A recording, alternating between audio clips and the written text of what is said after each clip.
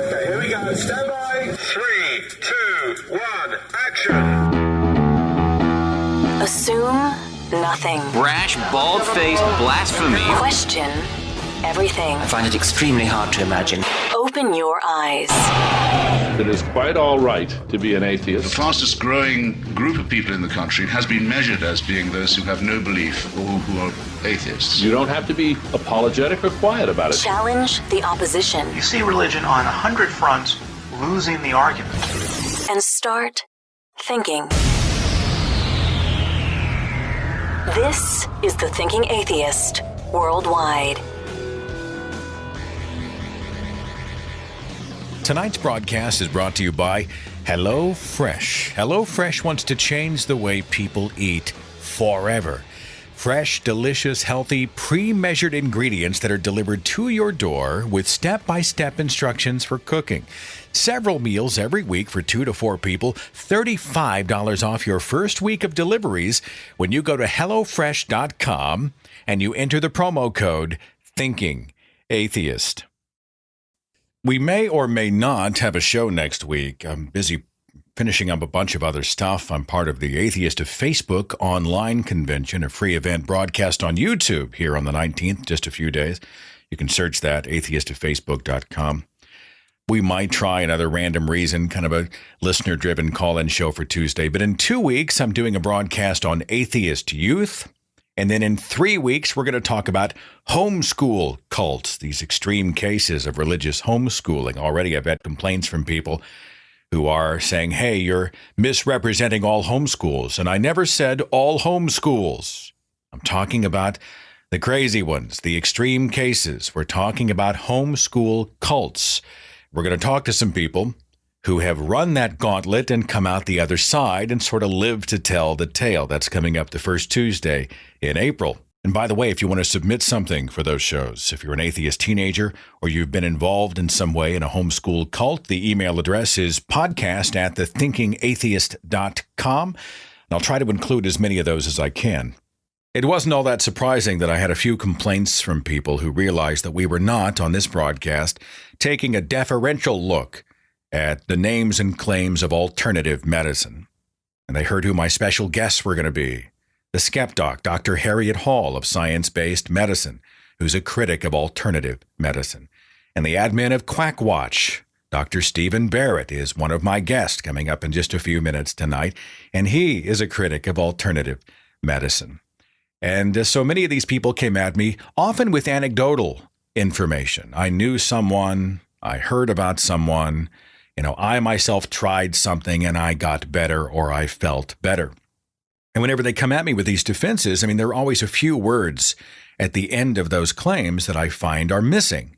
Those words are under laboratory conditions, right? Somebody sent me a video of this guy. He's on his deathbed. He's sitting in a chair upright and he looks like a ghost. He looks like he is seconds from drawing his last breath. Now, who knows what this video is, who shot it, how legitimate it is? Are they real people? Are they actors? It could have been anything. The unverifiable nature of it is actually part of our problem here. This guy's sitting and they're just waiting for him to die. And for some reason, they're rolling video.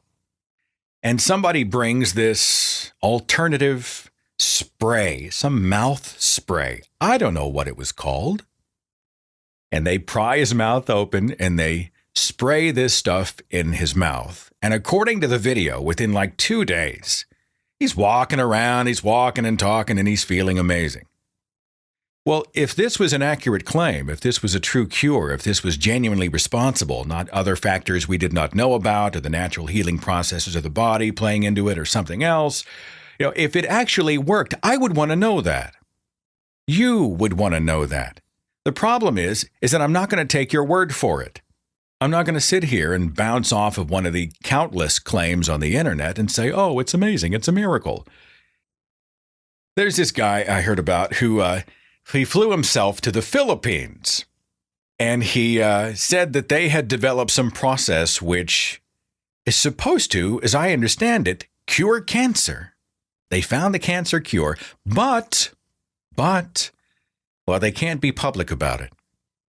Because you see, cancer is such big business these days. You know, it's like the big oil thing when they made the claim that someone had invented a car that runs on tap water, but the government will never let this go because the big oil companies would lose trillions of dollars or whatever. And they would be in fear for their lives. Well, that's exactly the angle that these people were using. Yeah, these people in the Philippines, they've cured cancer. They know what we need to do to fix this problem. But they fear for their lives. If they were to say out loud what this process is and how it works, then they would probably disappear from the face of the earth. And for their own safety, they're asking you to fly discreetly to the Philippines to an unnamed location to submit yourself for treatment, which I guarantee you is not free. I mean, honestly, that claim on its own is just immoral. In the age of the internet, I know the cure for cancer. I know how to cure cancer, right? I'm in the Philippines. I do have access to the web. I cannot anonymously send the cure information to anybody I want to anywhere in the world. Even if I genuinely thought they were going to come, and the guys in dark sunglasses are going to show up and they're going to disappear me, right? Fine. You couldn't find a way to anonymously release this. And even if you did genuinely think you were part of some global conspiracy, wouldn't the moral compass inside of you say the needs of the many outweigh the needs of the few or the one? I'm going to solve global cancer. Yeah, pardon me for being skeptical. We're going to talk about some more of this kind of thing here in just a few. I'm also going to ask, before I bring my special guest on, that you join me as we do an experiment here. We're going to participate in a little alternative medicine. We're going to get some healing going, but you have to do it with me. We do it together. You know, we're going to conduct our own little on-air healing exercise. That's coming up here in just a moment, okay? You may have noticed from the top of the show, we have a brand new sponsor, and I love these folks. How much time do you spend at the grocery store every single week? How much food gets thrown away when you're trying to juggle meal planning with a crazy, hectic life? HelloFresh is changing all of that. HelloFresh is awesome. It's this meal kit delivery service that you can customize. They offer a classic box, a veggie box, the family box, and you can order 3, 4, or 5 different meals every single week. And they ship these pre-measured ingredients with the specific cooking instructions right to your door in a special insulated box. And it takes about 30 minutes to cook them. Boom, you're all set. This week, we had a delicious roasted chicken meal. We had chimichurri steak. We had the spring asparagus and shrimp risotto meal. And all 3 of those dinners were freaking fantastic. And we have new stuff to try and enjoy next week. Nutritionally balanced meals that are delicious to eat. HelloFresh saves shopping time. It eliminates guesswork and waste, and it's good. Get $35 off your first week of deliveries when you sign up right now at HelloFresh.com and make sure and enter the promo code ThinkingAtheist. HelloFresh.com, promo code ThinkingAtheist. My special guests are coming up here in just a second, but first, I thought it might be interesting to try out an experiment together, you and I, using the body's natural healing mechanisms to fine-tune our inner machine, to make ourselves more centered, healthier, better overall. And so I have pulled up the website, the Chopra Center. I went to Chopra.com, a wealth of information about reputable healing techniques that have been demonstrated scientifically to work, I'm sure. And they have a fascinating article. It's called How to Use Sound to Heal Yourself. And if you'll indulge me, I'd like to read just a few sentences from the opening part of the article. The first impulse to emerge from the silence of the absolute, or the field of pure potentiality, was the sound Om, or more correctly, Aum, A-U-M, according to the Vedas, the ancient Hindu scriptures. Even the Bible and modern science agree that the initial spark of creation came from sound or vibration. The Gospel, according to John, says, "In the beginning was the Word, and the Word was with God, and the Word was God, and the Word was made flesh." If you substitute word with sound, it becomes, "In the beginning was the sound, and the sound was God, and the sound became manifest. In modern science, they talk about the Big Bang Theory. Again, sound. It's this original primordial sound that diversified. The one became many. Each separate vibration evolved to reflect the whole in infinite disguises, giving rise to the world in which we live. Universes within universes, each vibrating at their own frequency, interacted with every other frequency to produce the variety of life. Every organ, tissue, and cell has its vibration, which, when in harmony, creates the most wonderful symphony imaginable, the human body. I don't know about you, but to me that just sounds amazing. So I think we should give it a shot. Try it here and see if we can heal ourselves. You know, you've been having kind of a bad day. Maybe you're stressed. Maybe you've got a more serious ailment and you'd like to try this. It's a paragraph down further in the article that talks about nada yoga. This sounds promising. In the Vedic tradition, sound vibration is known as nada. In the practice of nada yoga, sound is used not only to restore physical and mental well-being, but also as a path to spiritual awakening. You have external sounds, ahata, and internal sounds, anahata. Okay? And if you skip down a few paragraphs, there is a section called humming bee breath. This is something we need to try. Okay? So the instructions are laid out point by point. I would like to ask that you would do this with me. You and I will connect with each other and, of course, with the universe as we realign and retune or finely tune our vibrations. Okay? If your vibrations are off, it just screws everything up. All right? So you and me together. Clear your mind, relax yourself. Block out all distraction. The rest of the world for these moments does not exist. It is just you and I. Or you and me, actually. It's just you and me. Okay? The instructions say this: sit comfortably with your spine erect and close your eyes. Close your ears with either your index or middle fingers. Well, it matters what fingers you use? It's interesting. Okay. Close your ears with either your index or middle fingers. Lightly press your lips together and slightly open your teeth. This sounds naughty. I mean, is it just me?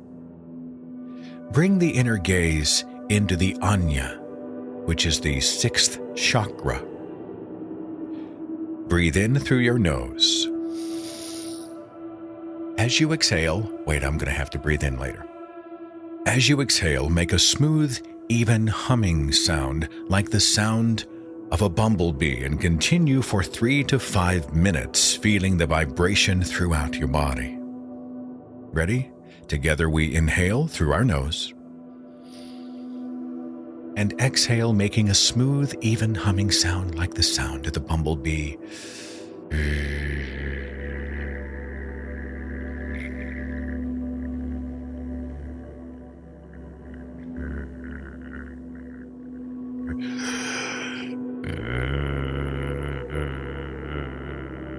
On 3 to 5 minutes of this, makes my lips tingle. Did you have that problem? It's weird. It removes blood from the lips, and then all of a sudden it feels like your lips are asleep. It's strange. I'm not going to do 3 to 5 minutes here, but even those brief seconds, I mean, we must have done something to realign our body into more positive vibrations. We are now more in tune, you see. And we didn't have to rely on our expensive insurance premiums. We didn't have to pay a physician or a nurse or a scientist. We were able to do this on our own, just you, me, and the universe. It's amazing. I can see you rolling your eyes through the radio, but just bear with me for just a second. This is fascinating stuff. I skip further down on this page, and it has a section called Examples of Toning Sounds for the Body. For the sinuses, the sound is with an M. For the ears, it's with an N. For the eyes, it's M. For the nose, it starts with an L. Lm. For the stomach, the sound is Pam. For the throat, it's Ka-ga-ga. Ka-ga-ga? Your jaw resonates with ya, you, ye. The diaphragm is ha. The reproductive organs are ma'am. Wait a minute. My reproductive organs aren't working, and I can say ma'am? Ma'am. Who makes this shit up? There's so much of this material out there, I'll tell you. I wrote a chapter in my book, Sacred Cows, about much of this kind of thing. I actually started tackling the faith healers, the Peter Popoffs of the world, but we also get into all these new age type things. Everything from chromotherapy, where you're healing with color, to using crystals, which is huge in Hinduism and other belief cultures, belief systems. Polarity therapy, the idea that you have a positive and negative polarity that can fall out of balance. Reflexology, which talks about applying pressure to different parts of the feet. Yeah, I've heard this before. Someone said the foot is connected to everything. So they just jack with your feet and somehow they're able to make you breathe better, or they're able to reduce back pain or improve digestion or remove headaches or whatnot just by sort of poking around on your feet. Go figure. Aromatherapy, the wonderful healing properties of smell. You can sniff all sorts of good stuff and your body benefits. Go figure. There are also those who read our auras. Everybody's got an aura, an energy field that surrounds us and emits different colors if you know how to read them and see them. If your aura is gray, by the way, you're a negative person, and you're very fearful and quite often depressed, so beware. If you're orange, you have an orange aura, that's pride, that's boldness and ambition, you're a go-getter. Deep red, look out, you're an angry person. Of course, in order to be able to see this aura, you have to develop through some sort of a spiritual exercise, I understand. You have to develop your sixth sense or your third eye. So once you've got the third eye, then you can see the aura and you can begin to help treat people who have aura issues. There's a host of these types of alternative, or many times they're called complementary medicine, acupuncture, Chinese or Oriental medicine. There's massage treatments, body movement therapies. There's different types of yoga. There's herbal, tons of herbal supplements and dietary supplements out there. Electromagnetic therapy. There's Reiki healing, biofeedback, meditation, healing through art, dance, and music even. As you engage the senses, touch, and eyesight and hearing and smell and taste, all of this can affect your overall health. Let's talk about alternative medicine tonight. Let's talk about what it is, about what it isn't, and what the hell we do with all the names and claims of alternative medicine. My special guests tonight include Dr. Harriet Hall, who is an MD. She is a retired family physician and a former Air Force flight surgeon. She is one of the founders of and an editor for the website Science-Based Medicine. She writes the Skepdoc column for Skeptic magazine. She's also a contributor to Skeptical Inquirer. And she recently produced a 10-video lecture series on science-based medicine and alternative medicine. And I'll make sure I link those videos, that whole series, in the description box of this show. My second guest, Dr. Stephen Barrett, is a retired psychiatrist. He's webmaster of the site Quackwatch, among many others. And he's co-founder of the National Council Against Health Fraud, the NCAHF. He has appeared on Dateline, The Today Show, Good Morning America, National Public Radio, and much more. And he was included in the list of outstanding skeptics of the 20th century by Skeptical Inquirer. Both Dr. Harriet Hall and Stephen Barrett join me here. So great to have you. Thanks for being on the show. Thank you. Thank you. Do we just want to start by defining alternative medicine? What is alternative medicine? Dr. Hall, I'll let you start. There is no such thing as alternative medicine. It's a marketing term. Medicine is either tested and proven to work or it isn't. And if it's been tested and proven to work, we just call it medicine. And if anything that's currently being called alternative medicine had been tested and proven to work, we couldn't call it alternative medicine anymore. And the alternative medicine is just a marketing term that has allowed some of these ineffective treatments to gain prestige. Dr. Barrett, do you want to weigh in with anything? Yeah, there's also a trick involved, and that is that when people talk about it, particularly when promoters talk about it, they don't define it, or they define it to include things that are part of standard medical treatment, like exercise, eating properly. Those are, when you start including things that are part of standard practice, then you can say that some work. And so then that gets distorted to mean crazy things can work. In my broadcasting days, we had an advertiser who called himself a doctor of naturopathy. This was back in 96, 97. It was on a Christian radio station. And he had a natural health place, and he called himself a doctor of naturopathy. He had live broadcast. We'd come out and do live things, and he had a lab coat, and he had, the little spectacles that I don't think were prescription. And he really did play the part. What is naturopathy? It's a collection of ideas and methods that have been put together and used by people who claim that they provide treatments that are consistent with nature. And that may involve dietary supplements, a variety of gadgets, and so on. Again, it's a kind of a wastebasket, just like the word alternative medicine. But it's been a little bit trickier because naturopaths have managed to start some schools, get an accrediting agency, and get licensed in something like 17 states. Licensed by whom? Licensed by the state in the same way that medical doctors would be, but they would be under a naturopathy board in most of the states. Well, how do they get licensing unless there is some sort of a demonstrable benefit to what they do? Have there been studies on naturopathy showing effectiveness? Well, you can't study naturopathy exactly. You can study the various things that they do. And the vast majority of things that they do have been demonstrated not to be useful. But naturopaths themselves have done very little research and actually have contributed nothing to the scientific community's collection of research. How do they get lobbied? If you have a special interest group that works hard and generates communication to legislators and goes through the political process and gives them campaign contributions and does other things, they may get a law passed. There are very few natural enemies to alternative practitioners in the political process. If you want to know more about naturopathy, I have a new video lecture course on science-based medicine that talks about the difference between science-based medicine and alternative medicine. And there's a whole lecture on naturopathy. And basically, I came to the conclusion that the things that they do that are good are just the same things that any good doctor does. And the things that they do that are special are not good.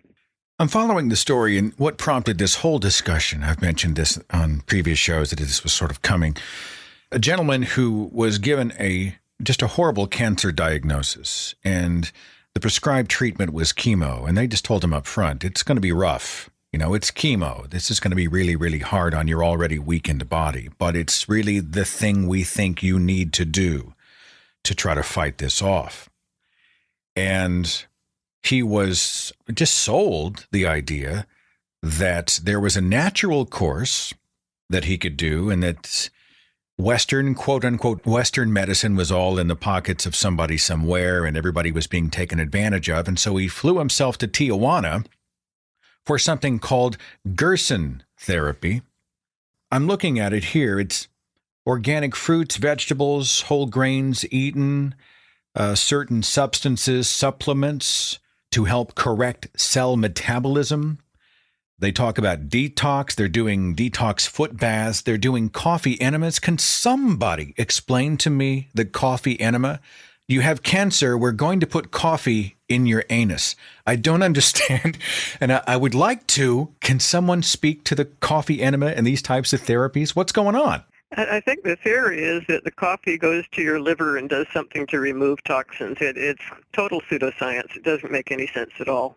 Are there toxins in the body that we need to detoxify? Can we detox through these kinds of methods? I hear it from people who are working out, losing weight. I need to go through a 3 or 4 day cleanse. I need to detox. Is there merit to that?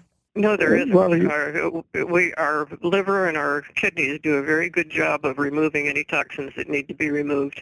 Dr. Barrett? Because the quacks will say that the liver will store toxins, so they have to give you a flush to get the toxins out of your liver. Actually, the liver does not store toxins. The special word about the Gerson therapy is that it's very rare that anyone gets a really good opportunity to do follow-up studies to see what happens when people go there. I had an interesting experience because I once debated the daughter of Max Gerson, who was the originator of the Gerson diet treatment plan. And she had been going around the country making claims that the treatment would have a 70% cure rate in this cancer and a 90 in the other and so on. So I called up her publicist at the Gerson Institute and I said, how do you follow up your patients? And guess what his answer was? He said, we don't have a follow-up. People occasionally write to us. So here they're publicizing this, and Charlotte herself is going around with very specific numbers. And I call up the guy at the Gerson Institute, and it turns out they don't have any data at all. That's just one thing. And then the second thing happened was 3 naturopaths who were hoping to find something good persuaded the management at the Gerson Clinic to let them come down there and collect information from patients in the waiting area. They collected the names of 25 people who were there, and then they followed them for 5 years, which no one has ever done before. They contacted them regularly until they either died or they couldn't contact them anymore. And what they found at the end of 5 years is that almost all of them were dead, and not a single one had been helped. A 0 help rate. But that doesn't, nothing ever goes away unless the originator dies and there's no one to take his place, or the originator goes to jail and there's no one to take his place. Anything that can be marketed that's quack is likely to have a permanent life unless it has a small marketer base that disappears. I'm going to camp out here for just a second. I'm fascinated by the Gerson therapy as I'm fascinated by his story. I think he's dropping to the tune of $5,000 a week to stay down there in Tijuana to go through these treatments, and he's always having more weeks added on to his stay, Yeah. I was reading an article that was on the National Cancer Institute's website. They had done a Q&A about Gerson therapy. What is the theory behind the claim that the Gerson therapy is useful in treating cancer? And I'll just quote this paragraph quickly. The Gerson therapy based on the idea that cancer develops when there are changes in cell metabolism because of the buildup of toxic substances in the body. Dr. Gerson said that the disease process makes more toxins and the liver becomes overworked.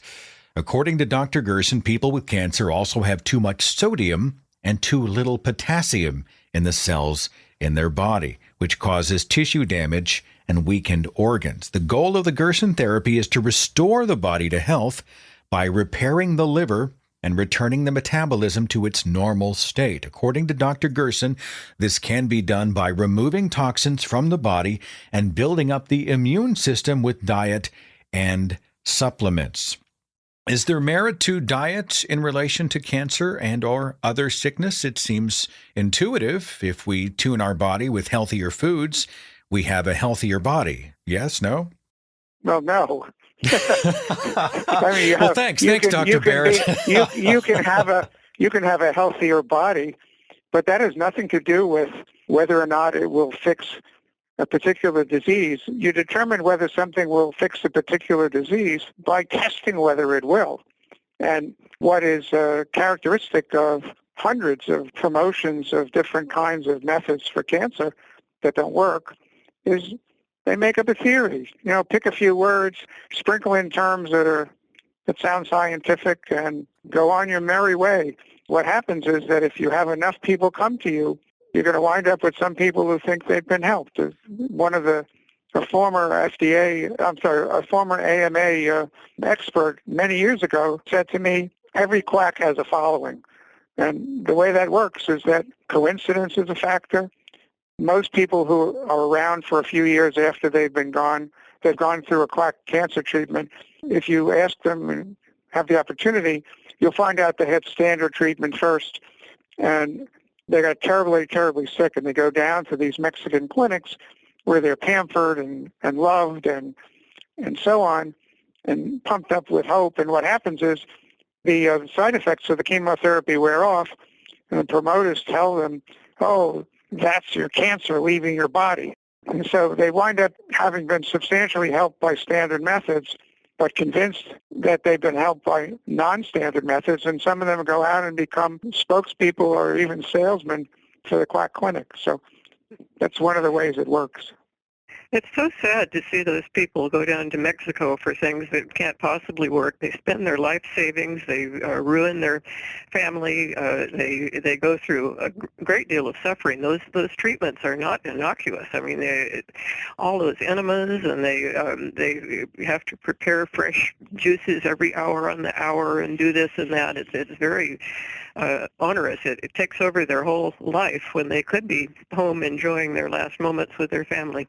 It's been an interesting social experiment, too, to watch the comment section below, because I get the vibe that they're only welcoming affirming comments from the people in the public who are following a very public story. They're like, hey, we're pulling for you, we're praying for you, it's all good. And then if someone sends in perhaps a link to an article debunking much of this, they are chastised often publicly, I think, for seeding negativity into a situation where we need to have positivity. We need to have hopes. Don't rain on our parade. We're all fighting so hard. And so the deck sort of seems stacked against those who might raise a hand with compassion to say, this stuff scientifically makes no sense. That brings up another thing, that people think that positive thinking has an effect on cancer survival, and it doesn't. You can't think your way out of a deadly disease. But if I have a better mental attitude, let's say someone prays for me and, I get that euphoric feeling, I have a more positive mindset. Does that not affect me physically in some way? Not measurably. There have been lots of studies done. It makes you feel better subjectively, but it doesn't have any objective effect on the outcome of the disease. There are some situations where positive attitude may help people comply with ineffective treatment, or where that's true. A negative attitude might discourage them from following through with the best treatment. But as to the attitude itself, there's no measurable effect on the cancer. Optimism may make you more compliant. It doesn't make you better. What is homeopathy? I was going to ask you not to delude the answer too much, just as a gag, but I couldn't resist it. Please, somebody define. I'm glad you asked, because let me give another plug for my lecture course. Okay, please. You can put a link in the notes to the podcast. But basically, if you Google my name and YouTube, there is a free 10-lecture series that covers science-based medicine and alternative medicine, and there's a whole lecture on homeopathy. And let me just give you a brief primer on what homeopathy is. If coffee keeps you awake, dilute coffee will put you to sleep. And the more you dilute it, the better it will work. And if you keep diluting it until there isn't a single molecule of coffee left, and then you take that water and drip it onto a sugar pill and allow it to dry, that will be a strong remedy for insomnia. I have no words. I'm not exactly... Yeah. I have no words. The absurdities involved are huge. And there's another source. Harriet's lecture series is excellent. I've seen most of it. I also have a large collection of information about homeopathy, including history, regulatory documents, all kinds of things, on a website called HomeoWatch. I like to use the word watch, and I run a lot of sites like Nature Watch for naturopathy and Quack Watch for just general misinformation, HomeoWatch, Dental Watch, etc. 25 of them, and each one is indexed with a great deal of information about the subject matter. I wanted on the record, I did contact the National Center for Homeopathy and the American Institute of Homeopathy, asking if either organization had anyone anywhere that might agree to be interviewed for the show, and I didn't hear anything back. It's I'm stunning. surprised. It's shocking, really, that no one... I'm surprised, because they do have spokespeople. Oh, really? Perhaps the atheist in the title scared them off. I don't know, but or maybe they didn't even receive the request. A phone call might have been more effective. But, well, I'm open to having the conversation. Obviously, I would like somebody who speaks the language of science involved in the conversation. But I think I've debated. Those kinds of debates are not usually very useful, but I've debated a few of them. The debate format is really not a very good one. because what often happens is that the audience makes their decision based on who sounds nicer. You can't really talk to those people because we're operating from whole different universes of discourse. It's really better not to have proponents of quack methods in debate situations. It's better not to give them a forum. They have no trouble reaching their audience. I really don't recommend having them in debates. So you think you think there's no such thing as bad publicity then for the homeopaths and these organizations? Not when they're in control of it. This would not be a friendly forum. I mean, it would be a fair forum. Yeah, but then what happened? Then what can happen is they play the martyr, pull the martyr card, and arouse sympathy. I've been in a number of debates, and I can say that it's not a great format. I've only agreed to be in them in order to get my voice heard, mostly in the days when it was very difficult to get heard. Now it's easy. You just open up a website and your voice is right there. Well, obviously, I operate in the arena of where we talk about religion and belief and whatnot, and I've never seen two people on stage or in a debate format ever change each other's minds. But it's more, for me, about the people watching in the periphery, the people who are sort of watching the arguments presented and secretly, quietly evaluating the arguments to see which one holds water. With somebody who's extremely skillful and experienced, science can and will prevail much of the time. Well, and I'm not a skilled debater, for sure. I can tell stories, I can interview, I can flap my gums. But I'm sure there's a specific skill that many of these people bring to the table to sound scientific and credible and as if they are sort of backed up by the quote-unquote truth, especially against... I mean, look, if I'm a quack, I come on the program and say, listen, I've got a list of 100 studies that back up what I said. How do you challenge that? What studies? Who funded the studies? Were they peer-reviewed studies? Wait a minute. I don't have the list with me. I can tell you there's a list. I'll send it to you after the program is over. I'm talking here with Dr. Harriet Hall and Dr. Stephen Barrett. Dr. Barrett, you run Quack Watch. Do you ever take heat from anybody who hears the word quack and they come after you? I mean, you've slandered me. You've called me a quack. You've called my line of work quackery. Do you ever get that? About 4 times a year. The funny thing is that I don't call people. I think I use, if you actually do a search for the word quack on my website, you'll find almost nothing. I use the word quack as an adjective. I don't call people quacks, or I almost never do. And I speak about quackery, which I define as the promotion of methods that are unsubstantiated and lack a scientifically plausible rationale. So, yes, I have a lot of people pester me every so often, and I've been sued a few times, not usually a difficult situation. Dr. Hall, science-based medicine is just a business. It's all money. Everybody's keeping people sick so that they can sell them the cure, but they won't sell them the final cure. They're selling them symptom-based cures to keep them on the hook so that Big Pharma can make a shit ton of money. I mean, what's going on here? It's a big conspiracy. Of course, alternative medicine doesn't make any money. They don't charge their patients anything, right? And some of these doctors who are concealing the cure for cancer have families and friends, and some of those people get cancer. Or you mean they're throwing their family and friends under the bus just to keep something secret? Come on. I was in Sedona, Arizona, probably one of the most beautiful places in the United States, but it's also just a hotbed of woo. There's incense and crystals everywhere, all over the place. And I was astounded the more I learned about the procedures that are done with color crystals and vibrations and whatnot, what people are paying per treatment or per hour to have this done by unlicensed, quote unquote, professionals. They're just forking over the money left and right. There are a lot of people in this country who have very irrational ideas.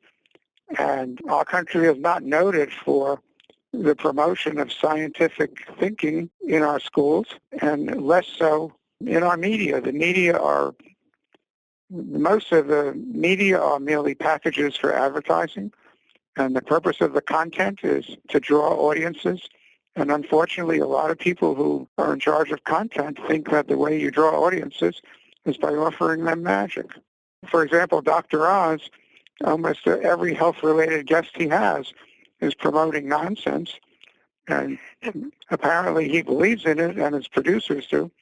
But there have been other talk show hosts that were more rational, but they have a similar mix. Their producers don't seem to believe that presenting anything scientific is going to draw as big an audience, and maybe it will, maybe it won't. I think there are some pretty entertaining. Just look at our presidential candidates. How many of them are discouraging immunizations and don't believe in evolution? I did a radio broadcast and a conversation with Rita Swan a few weeks ago. She was a former Christian scientist whose own child died at 16 months, and she's since dedicated her life to sort of being a child advocate and trying to get rid of these religious exemptions. People aren't aware of just the volume of these types of tragedies when young children are placed in harm's way because of the convictions or lack of education of their parents. Either of you want to speak to that, or both? I've written quite a bit about that. I have articles on the Science-Based Medicine web and an article in Christianity is Not Great, an anthology by John Loftus. The harm that religion does to health is really tremendous, and people just don't realize. Rita Swan is one of my heroes, by the way. She's done a tremendous amount of work helping get the laws changed so that parents can be prosecuted if they let their children die without medical care. It's really appalling. The harm goes beyond the medical harm. Every so often, a legislator who takes an aggressive position to protect public health will be faced with a tremendous negative campaign to try to get him out of office. And once in a while, those campaigns succeed, so that what winds up happening is that some of the true believers in quack things wind up making our government worse.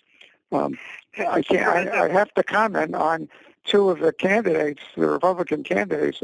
Amazing. Donald Trump, who had this story in one of the debates about how he knows that vaccinations can cause autism because he had somebody talk to him, and he was flat out lying about what he had experienced, because he said the same thing. I mean, he got his numbers mixed up and so on. Yeah, and Ben Carson talked about, I'm in favor of immunization, but you have to spread them out, which is a dumb medical viewpoint. So those two people are absolute public menaces.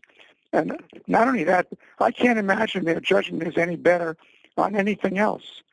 If you can't get it right on something as clear-cut as vaccination is useful, how can you get it right on anything else?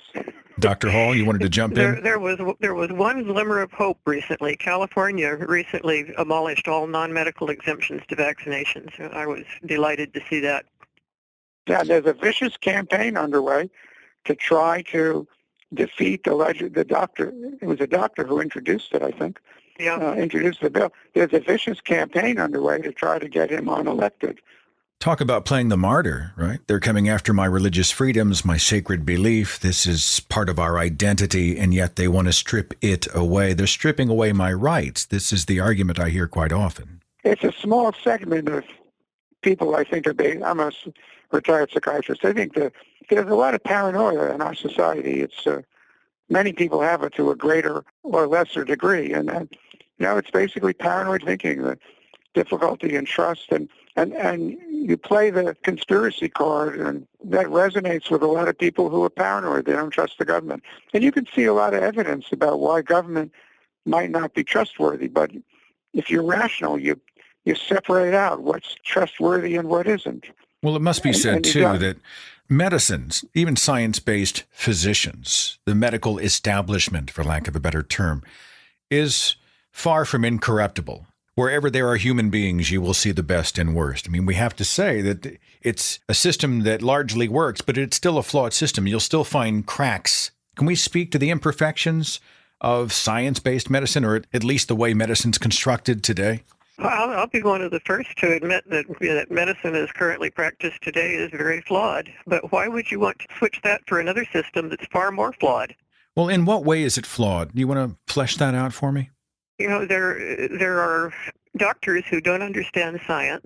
There are problems with providing medical care. We don't have universal health care, and people don't have access. And medicine tends to be impersonal, and patients get treated like an assembly line. And that's one of the attractions of alternative medicine, is that the providers spend a lot of time with them and treat them like individuals. Yeah, that's what they say, by the way. I don't think there's ever been a study that showed that that's true, and I don't think it's true. But a lot of people think that. Well, I mean, you drag me into a patient room at a hospital, or you drag me into, a spa with incense and yanni music. I mean, I'll take the spa, man. I mean, I kind of understand what she's saying. Yeah, but that's usually expensive, and that is only a tiny percentage of people are exposed to that for economic reasons. But in terms of the average practitioner who practices, quote, alternative or integrative medicine, they don't necessarily spend a lot of time with their patients. There are chiropractors, for example, who spend 2 minutes. And then they send you off to the roller table and the ultrasound, and you're done, right? They may just, you come into a room, you lie down on the table, and they touch your back for a few seconds, and you go home. A lot of the alternative practitioners ask questions that conventional doctors don't ask, and that impresses patients. There was a chiropractic website where they were trying to talk patients out of taking their children to pediatricians. And they said, you should examine the child's spine and then say, like you found something wrong. And then ask the mother, did Johnny breastfeed more from the left breast or the right breast? And whichever she says, you say, aha, I thought so. Did your pediatrician ever ask you that? Wow. That's very interesting. That's a technique. There are a lot of techniques. There are whole textbooks of techniques. I collect them. I actually had a chiropractor once that I'd known, and I went to the chiropractor. Again, this was years and years ago, and whenever he would do every adjustment, no matter what he did, at the end he'd say, there it is. Right? So he would have the table, and he'd crack my back, and he'd go, yeah, there it is. There it is. Now, I didn't That really... was recommended in one of the textbooks I have, by the way. Really? Really? This is supposed to give me confidence that there's something actually happened. The doctor noticed that the adjustment had taken place. Is that it? Yes. Yeah. Now, another ploy is that instead of saying, is your back pain better, they'll say, what's better today? And if you say, oh, well, I slept better last night, then it's working, even if your pain isn't any better at all. How can people know the difference between medicine and pseudo-medicine? How can people protect themselves? Those who are interested, obviously those who've already bought 100% in, I don't think they're really listening. Not yet, anyway. But how can people who are interested better protect themselves out there? It would be a good idea to learn what might be called the sound of the quack. And that is all the different things that should alert you to the fact that the source of information that you're listening to is not reliable. And one of the tricks is learn the signs of unreliability and stay completely away from them. Where do you learn them? Well, my website has about 50, maybe more.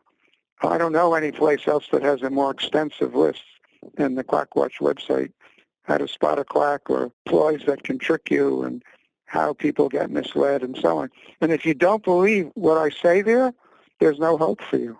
It all really sounds rather sinister. It sounds as if there are people who know full well that this stuff is total crap, and yet it's big business, and they're selling hope to those desperate for hope. It all sounds very sinister in that way. A lot of those people, by the way, don't know they're delusional. I don't know that it's easy to tell the difference, but many of the people, many of the people that are promoting the far-out ideas actually believe in them, and unshakably so. But their sincerity doesn't make it any less dangerous. Makes it more dangerous. Yeah, I talk about that in Lecture 1 of my lecture series, about why people get fooled into thinking something works when it really doesn't. Our minds evolved on the African savanna, and we learn to trust stories from other people, and we learn to jump to conclusions and to recognize patterns. And all of those psychological things can lead us to false conclusions, and science is the only corrective. And science does not come naturally to us. I remember an old Calgon television commercial from the 70s, and they used to pitch this detergent or water softener or fabrics, I don't know what it was, in a Chinese laundry. And the customer said, how did you get the shirt so white? And there was an Asian actor who was positioned behind the counter, and he said, ancient Chinese secret. And then it was revealed that actually it was Calgon that was responsible. But I'm going to play off that line, right? Ancient and Chinese, words I often hear when it comes to these sort of mystical cures. And it's positioned against, quote unquote, evil Western medicine. As I've titled the show, Evil Western Medicine, we have to talk about this. East versus West, ancient versus modern. What the hell's going on? Well, there's no such thing as Western medicine. There's one medicine, and it's the same everywhere on the earth. And the fact that the modern scientific method is associated with the Western community is just an accident of history. And when you think about it, it really shouldn't be Eastern versus Western. It should be fact-based medicine versus superstition-based medicine. And that happens everywhere in the world. I mean, in India, a long time ago, they developed an operation for cataracts that worked. That was fact-based medicine. But they also developed Ayurveda, which says that your food should be determined by your dosha, which is total nonsense. And by the same token, in the West, I mean, medicine in the United States and Europe has made great strides because of science, but it was in Germany that homeopathy was developed, which is one of the stupidest alternative medicine things going. Dr. Baird, anything on this? The ancient and the foreign are used because it implies that that's why you haven't heard of it, because it was long ago or foreign. And also, they're often things you can't check. So the reason I think that those things are selected is to try to get around the common sense reaction, which is, if it's really that good, why haven't heard of it? Well, you haven't heard of it because it's ancient, foreign, or the government is suppressing it. They've been doing it for 1,000 years. I mean, on the surface, Do you know what's going on in China today? It's only a very small percentage of the population that uses traditional Chinese medicine. They all want Western science-based medicine, and if they can afford it, they get it. And it's mainly the elderly and the poor who are using traditional Chinese medicine. Largely, the Chinese don't use ancient Chinese medicine. I'm sorry. No, they don't. We got to find fact, another name. The percentage of people in Taiwan who've tried acupuncture is lower than the percentage of people in California who've tried it. I can give you one insight into why people believe.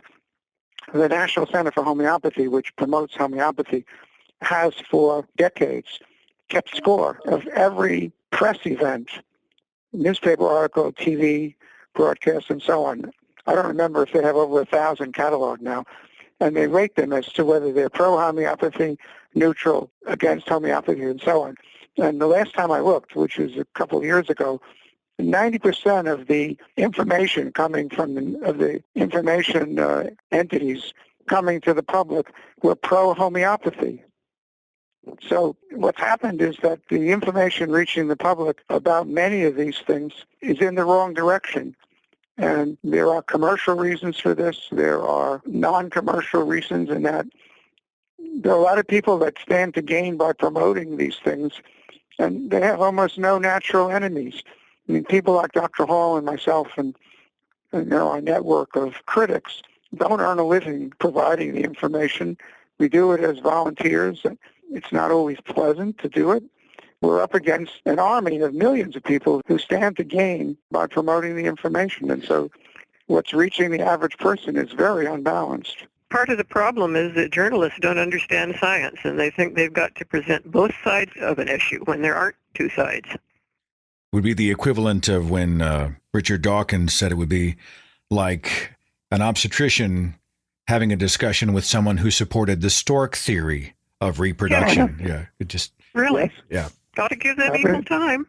Before we put a cap on this, I previously spoke with Dr. Barrett, and you'd brought up something about these energy therapies that you felt were really insidious, and you wanted to sort of draw a circle around, and I'm curious about them. The devices generally consist of a computer with probes coming out attached to it, or probes going into another device attached to a computer. The patient will hold one end of the circuit, and the practitioner will touch it to another, or sometimes both ends are hooked up to the patient. Basically, they claim to make some kind of measurement of skin resistance that supposedly reveals blockages in energy, and then the computer is programmed to make recommendations of products. What's bad about it is that there are probably 10,000 of these things in use in the United States, and people are being told every day that they have certain diseases or certain organs are bad, and they might get scared or they might waste their money and so on. And what makes it so annoying to me is that this is a situation that is so obvious that regulation could clean it up in a matter of months. The FDA has never attempted any kind of organized effort to do anything about it. And so hundreds of thousands of people are getting ripped off every year, and the government is doing almost nothing about it. It's just like the Scientology e-meter, that kind of thing? The programming is disease-specific. The e-meter is more interpreted, I think, by an individual. They're both like lie detectors. With those diagnostic machines, sometimes they will ask the body whether this homeopathic remedy or that homeopathic remedy is better, and they think they're getting an answer from the body. I see this used by quote-unquote alternative chiropractors as well. There are people in chiropractic who embrace this stuff? Chiropractors embrace every quackery that comes down the pike. No, not every chiropractor embraces it. No, but many. I know of at least 20 who don't. Now, what's that about? I mean, why does this particular brand of medicine embrace quackery more than the other? Oh, they don't. Naturopaths are worse. In my experience, I've never encountered a rational practicing naturopath. I've encountered at least 20 rational practicing chiropractors. The thing that gets me is when chiropractors adopt these other things. I mean, some of them use homeopathy and all kinds of ridiculous things. It really amounts to a tacit admission that their chiropractic isn't working very well, so they've got to try something else. We've spoken before about chiropractic, and you say, and I'll obviously want you to correct what I'm about to say incorrectly, Dr. Hall, but chiropractic has been shown to provide benefit to lower back pain, but no more than, say, other types of medical treatments. Is that accurate? Not chiropractic. Spinal manipulation therapy, which doesn't belong to chiropractors. Doctors of osteopathy and physical therapists do it too. And it's only effective for certain types of musculoskeletal low back pain. It hasn't been proven to work for anything else. If a chiropractor tells you that he doesn't believe in the subluxation theory that chiropractic was based on, and that if he offers you short-term spinal manipulation therapy for a musculoskeletal problem, fine. But if a chiropractor tells you he's going to adjust your subluxations, that's not valid at all. You would place chiropractic under the alternative category, Dr. Hall? Well, yes. Well, Spinal I think you need to be more. therapy is not alternative, but chiropractic. I think you need to be. I'm sorry. You need to be more precise. There's no such thing as chiropractic. Chiropractic is a collection of what 60,000 people say they do. There's spinal manipulation, and there are probably 100 other things, most of which don't work. Spinal manipulation has some limited value, but even there, gentle stretching might be more effective in a lot of cases of people with this pain. There was one study in the New England Journal of Medicine where they compared chiropractic manipulation to just giving the patients a booklet on back care, and there was no difference in outcomes. Well, this is counterintuitive for those who've been around chiropractors, right? I mean, a cardiologist is about the heart, the dermatologist is about the skin, the chiropractor is about the spine. No, that's not accurate? Orthopedics is about the spine. Some chiropractors are about the spine. Or I guess I guess it's spine-centered, but whether it's a spine-centered treatment or a spine-centered religion, you have to determine that on a case-by-case basis. There are some chiropractors who think that some mystical force runs through the spine and they can adjust the spine so the mystical force will make you better. Other chiropractors say that your spinal ligaments or nerves might get irritated, and there are treatments that can calm things down, and these might help you.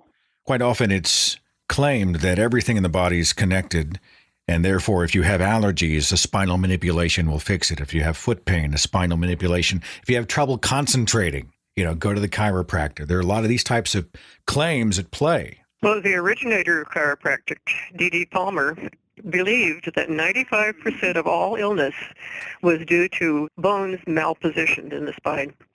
And the other 5% of illness was due to bones somewhere else outside the spine. But he wasn't a physician.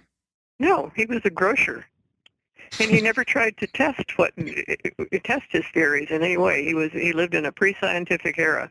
All right, he thought hang bones on. were actually out of place, and then X-rays came along and disproved that. So they came up with other rationalizations and kept doing the treatments. Okay, so the cornerstone of chiropractic is a claim made by a non-physician. Over 100 years ago, he basically said all disease is caused by bones out of place, and when a bone is out of place, it affects the nerves, and the nerves govern everything that happens in the body, and that you can restore the flow of innate, this mystical force, by repositioning the bones. And they'll try to tell you that things like asthma and colic in infants and things in other places of the body depend on the spine, but we know today that not everything is connected to the spine. There's like hormones, the blood cells. I'm sorry, once again, Dr. Barrett. The blood cells are not best example. They're not connected to the spine. And you can do an organ transplant today, and the new organ in the new body, it doesn't have any connection to the spine at all, and it works just fine.